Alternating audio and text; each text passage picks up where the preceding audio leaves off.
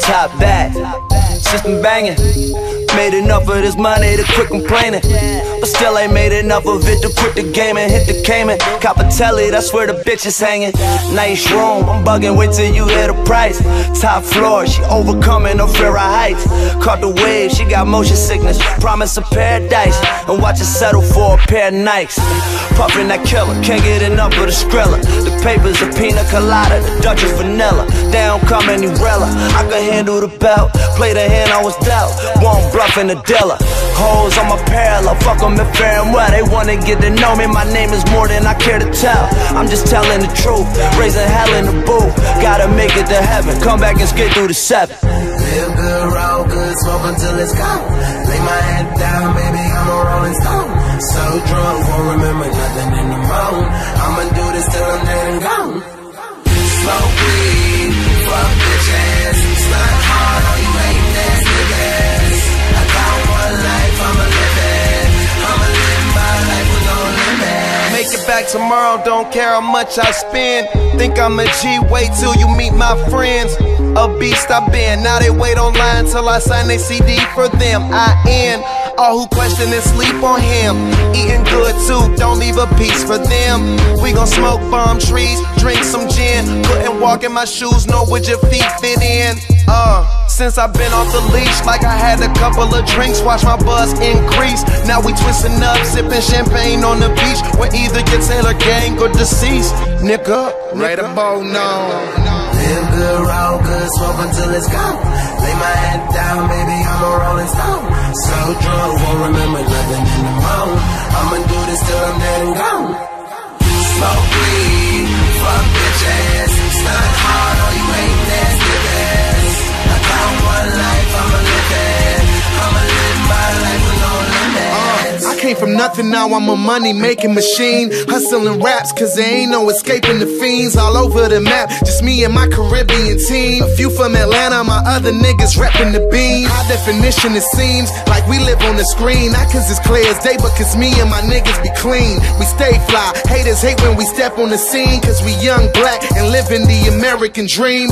Okay, this is what I do. Planning 6 off in this thing, so is Wiz Khalifa too. Shout out to the homie, ayo, the world don't have a clue what's about to happen, homie. I'm just waiting on my cue to go and get them. Pray that they don't let him, that nigga be going in. Who the fuck is y'all telling? I plan to ride this motherfucker till the wheels broke. Thought I was selling crack while listening back like that shit came out real dope.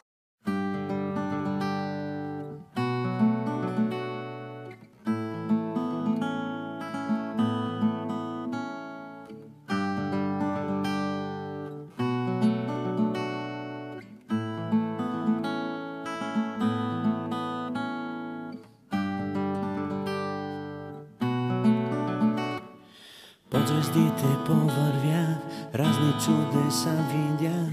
Искаш ли да си ги разделим?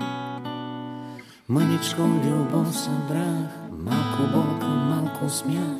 Искаш ли да си ги разделим? Искаш ли да оставя тук нещо и от мен? Катастрофа стана на разклонът на град Шипка за село Шейново. Причината за катастрофата е отнемане на предимство. Инцидентът е станал между мотоциклет ИС-49, който се движил по главния път към Казанлък, управляван от 61 годишен мъж, който е засечен от Opel Astra. Такси блъсна мотоциклетист в Русе. Инцидентът стана на булевард България в района на Дунав мост. 37-годишният водач на мотора е откаран в болница в съзнание, с рана на челото, счупен нос, натъртвания и охлузвания по тялото. До пристигането на линейката на мотоциклетиста е оказана първа помощ.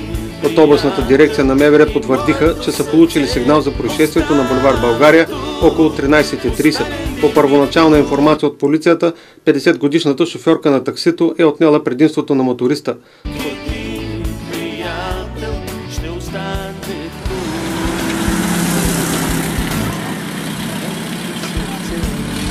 Тежка катастрофа в Шумен.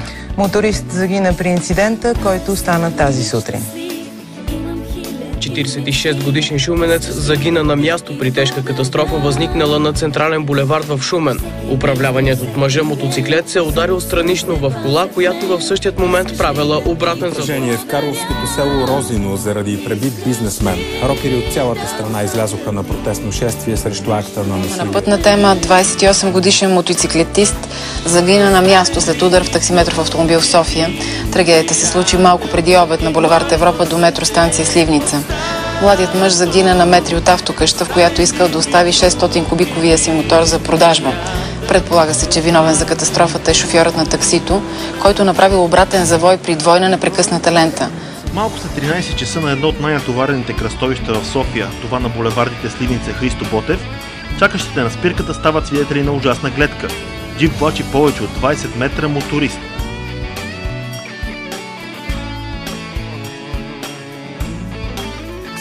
Рокери срещу камиони. Любители на моторите затвориха за часове пътя към Бяла. В знак на протест срещу движението на тежкотоварните машини през почивните дни. Недоволството е провокирано от смъртта на моторист от Русе, който загина заради изпреварване между два камиона. Сестрата на покойния Ивайло все още не знае как да обясни на 4-годишния си племенник, че баща му няма да се върне. Днес тя дойде на протеста с двете си деца. Защо непрекъснато трябва да има страх, че след някой завой ще срещнеш камион, който е в твоята посока, а не в неговата си лента. Като се тръгне по пътя, например за Търново, където беше на брат ми происшествието, катастрофата с смъртен случай, ами отляво и отдясно навсякъде са кръстове, навсякъде са цветя сложени.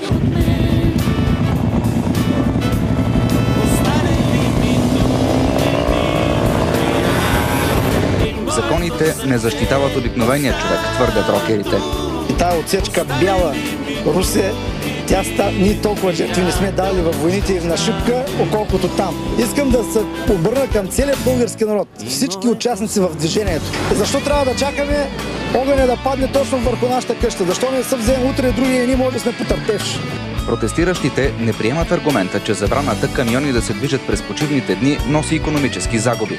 Хората са ни най-голямото богатство, а не камионите. Разбирам, аз самата съм счетоводителка и ми е ясно, че те като не работят събота и неделя, губят пари. Ама човешкият живот не е ли по-ценен?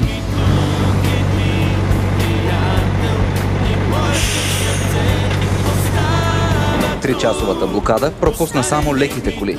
Следващият протест е на 27 август в работен ден и засилено движение на камиони.